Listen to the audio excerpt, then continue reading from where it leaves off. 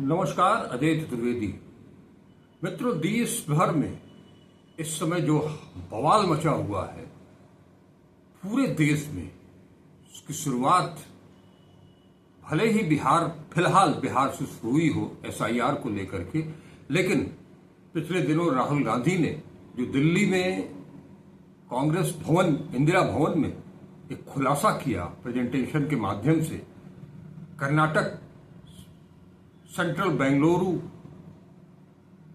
महादेवपुरा, वहां की धांधली के बारे में जो कुछ भी बताया, एक एक चीज ठोस सबूत के साथ, और उसके बाद से पूरे देश में हंगामा मचा हुआ है। हर कोई चुनाव आयोग की वेबसाइट पर जाकर के चेक करने में लगा है कि क्या सही है, क्या गलत है। आपको मैंने पहले भी बताया, इस इशू पर नहीं तो करीब 25-30 वीडियो मैं बना चुका हूं, लेकिन आपको बताया है मैंने इस दौरान कि किस तरह से, क्या, कहां से, कैसे चोरी हो रही है। मैं आज एक बनारस का उदाहरण देने जा रहा हूं, प्रधानमंत्री नरेंद्र मोदी के संसदीय क्षेत्र का। एक मतदाता सूची बड़ी तेजी के साथ वायरल हो रही है, जिसमें एक राम कमल दास हैं जिनके 50 पुत्र हैं। इस संबंध में हमने कुछ लोगों से बातचीत की तो उन्होंने बताया कि हो सकता है कि कभी कभी कुछ मठों में, मंदिरों में जो बच्चे आते हैं पढ़ने के लिए, गुरुकुल प्रणाली से पढ़ने के लिए, वहां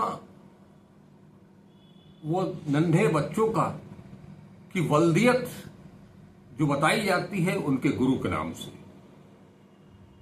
हो सकता है, ये भी हो सकता है, ये तर्क सत्ता पक्ष की तरफ से भी हो सकता है और ये सही भी हो सकता है, मैं नहीं जानता। लेकिन उसके अलावा एक रामकमल दास के 50 पुत्र, उसके दूसरा प्रकरण बनारस का ही है। एक संजय गुप्ता जी हैं जिनकी पत्नी हैं सुषमा गुप्ता। सुषमा गुप्ता के पास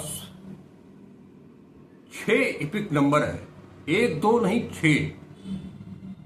बिहार में नेता प्रतिपक्ष तेजस्वी यादव के ऊपर आयोग ने नोटिस उन्हें जारी करके उन्हें जवाब तलब किया था कि उनके पास 2 इपिक नंबर वाला आईडी कार्ड कैसे आ गया। इसका समाधान, इसका जवाब तेजस्वी यादव ने दिया, बखूबी दिया, और जो दूसरा इपिक नंबर वाला कार्ड जारी हुआ है वो चुनाव आयोग ने ही जारी किया है, तेजस्वी यादव ने नहीं। वो भी अभी हाल ही में जारी किया है। माने गहन पुनरीक्षण हो रहा है, उसके बावजूद क्या चल रहा है वहां, इससे आप अच्छी तरह से वाकिफ हैं। खैर, तेजस्वी यादव के बाद बिहार में एक डिप्टी चीफ मिनिस्टर हैं, उनके पास भी 2 जगह से उनका वोटर नाम दर्ज है मतदाता सूची में। इसका खुलासा तेजस्वी यादव ने भी किया और प्रदेश कांग्रेस अध्यक्ष राजेश राम ने भी किया। वहां 2 इपिक नंबर मिल रहे हैं, तो इतना हंगामा मचा हुआ है बिहार में। बनारस में सुषमा गुप्ता के पास 6 इपिक नंबर हैं, 321, 319। 319 वाला जो इपिक नंबर है उसमें सुषमा गुप्ता का नहीं लिखा है, गुप्ता लिखा है, सुषमा गुप्ता नहीं लिखा है।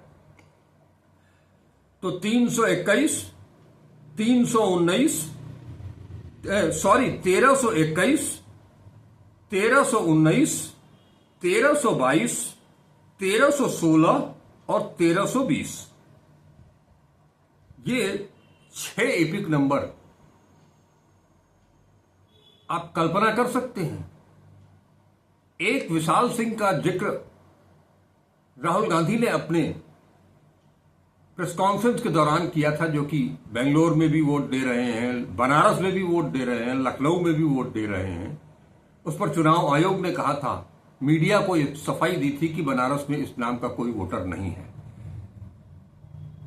उस चुनाव आयोग की सफाई की काट कल मैंने, आप लोगों ने सुना होगा, कांग्रेस के राष्ट्रीय प्रवक्ता हैं वैभव त्रिपाठी ने बताया था वो किस तरह से, कहां रहते, कहां उनका मतदान केंद्र है, कैसे, कहां के रहने वाले हैं, वो सारी जानकारी कल वैभव जी ने दी थी। ये बनारस का मामला है। राजकमल दास, जिनके 50 पुत्र हैं,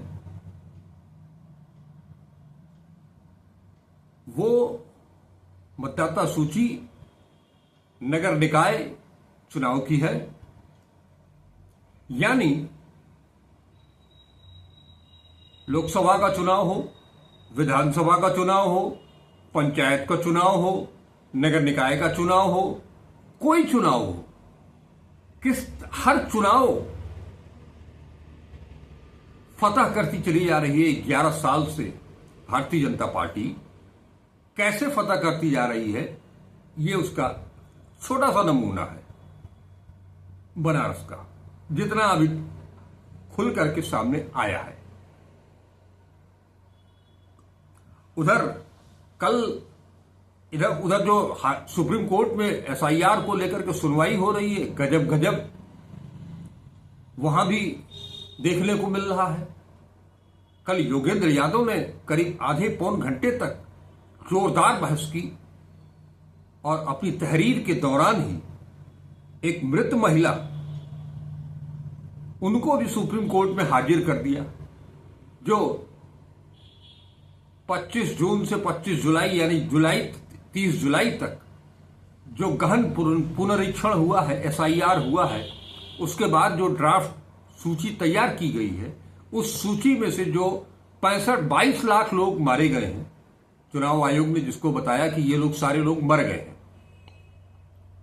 मैं कई बार इस बात को कह चुका हूं कि पूरे बिहार में कोविड के दौरान 18,000 लोगों की मौत हुई और जनवरी से लेकर के जुलाई के बीच में 2025 में 22 लाख लोग मर गए। पता नहीं कौन सी महामारी थी। अब उसी सूची से जो 22 लाख मारे हैं चुनाव आयोग ने, उसमें से एक महिला को सुप्रीम कोर्ट में खड़ा कर दिया गया। इस पर आयोग के वकील ने मजाक किया, फप्ती कसी कि ये सब तो टीवी में होता है, लेकिन जस्टिस सूर्यकांत ने उसकी तारीफ की और यहां तक कहा कि ये गर्व की बात है कि ऐसे मसले की जहां सुनवाई हो रही है, वहां आम नागरिक सुप्रीम कोर्ट में अपनी गवाही देने के लिए आया है। वाकई ये कोई छोटी मोटी घटना नहीं है। इस दबंग सरकार के खिलाफ एक निरीह प्राणी, एक महिला, उसको देखने से ऐसा नहीं लग रहा था कि वो बहुत संभ्रांत घर की हो, निचले गरीब परिवार से ही दिखाई दे रही थी। वो सुप्रीम कोर्ट तक पहुंच गई बताने के लिए कि मैं जिंदा हूं। और योगेंद्र यादव जी ने जिस तरह से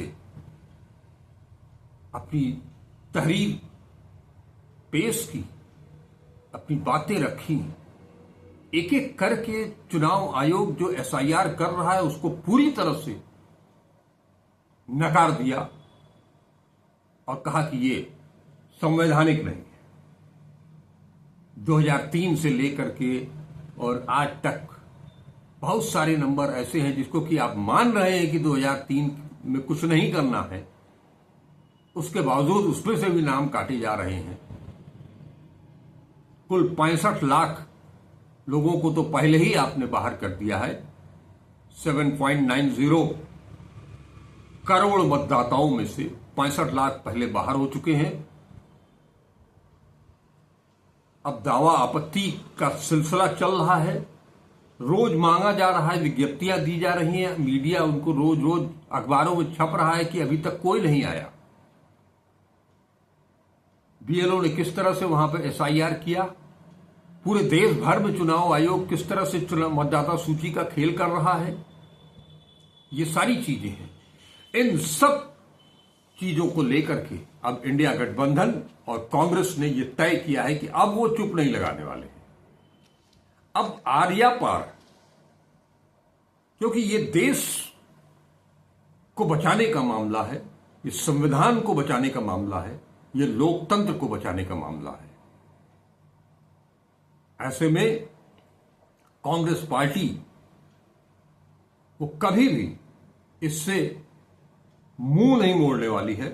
राहुल गांधी आगे निकल चुके हैं और उन्होंने पूरे देश भर को यह बता दिया है कि किस तरह से चुनाव आयोग वोट चोरी कर रहा है और किसके लिए कर रहा है। खैर, किसके लिए कर रहा है ये बताने की किसी को जरूरत भी नहीं है। वोट चोरी का नाम आते ही वो लोग अपने आप सब समझ जा रहे हैं कि वोट चोरी किसके लिए की जा रही है। और अब राहुल गांधी ने कल कुछ कार्यक्रम, अमृत कुमार जी ने आप लोगों को बताए थे, वामपंथियों की तरफ से कुछ कार्यक्रम स्टार्ट कर दिए गए हैं और कुछ किए जाने वाले हैं। 17 तारीख का एक प्रस्तावित कार्यक्रम है। 17 तारीख से बिहार में पदयात्रा, मताधिकार, मत का अधिकार,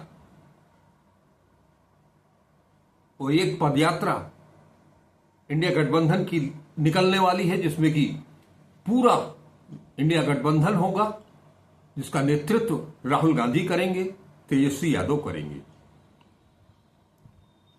उसके अलावा कांग्रेस अध्यक्ष मल्लिकार्जुन खड़गे साहब ने 3 और कार्यक्रम घोषित किए हैं, जिसके तहत 14 अगस्त की रात, यानी कि स्वतंत्रता दिवस की पूर्व संध्या, उस दिन रात में मशाल जुलूस निकलेगा। आप सब ये सोच रहे होंगे कि ये इसमें बताने की क्या चीज है। ये तो हर साल आजादी के बाद से रात को 14 अगस्त की रात को मशाल जुलूस कांग्रेस निकालता ही रहता है, लेकिन इसका नाम है, इस मशाल जुलूस का एक नाम दिया गया है लोकतंत्र बचाओ। उसके बाद 22 अगस्त से 7 सितंबर तक सभी राज्य मुख्यालयों पर देश भर के वोट चोर गद्दी छोड़ इस शीर्षक से रैली निकाली जाएगी।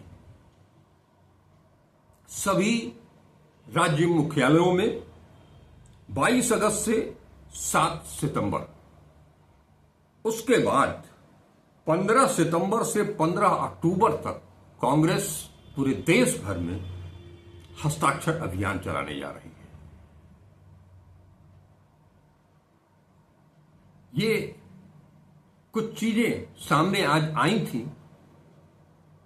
तो हमने आपके सामने रख दिया, आपके सम्मुख रख दिया। एक एक चीज के लिए बहुत मेहनत करनी पड़ती है। मुझे उम्मीद है कि आप लोग हमारी इस मेहनत को तवज्जो देंगे, वीडियो को पूरा देखेंगे, देखते रहेंगे, लाइक करेंगे, शेयर करेंगे ज्यादा से ज्यादा, ताकि ये बात लोगों तक ज्यादा से ज्यादा लोगों तक पहुंच सके। और अपने विचारों से जरूर अवगत कराइएगा। इस चैनल को अब तक अगर सब्सक्राइब नहीं किया है तो सब्सक्राइब भी कर ले। नमस्कार, अजय चतुर्वेदी।